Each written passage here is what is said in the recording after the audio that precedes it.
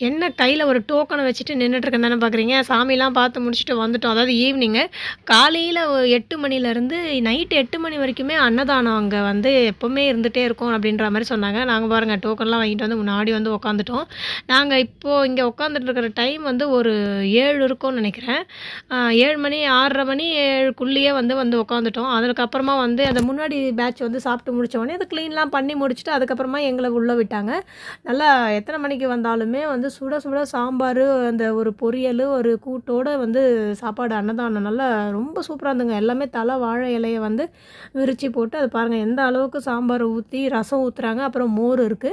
இந்த மாரி அன்னதானம் சுட சுட வந்து போடம்போது, நம்ம எதுக்குங்க ஹோட்டல தேடி வேற போகணும். அழகா வந்து இங்கேயே வந்து சூப்பரா வந்து சாமியோட சாப்பாடு கிடைக்கிறது ரொம்ப நம்ம வந்து பாக்கியம் பண்ணியிருக்கணும். கல்யாண சமையல் சாதம் காய்கறிகளும் பிரமாதம் அந்த கௌரவ பிரசாதம் இதுவே எனக்கு போதும்.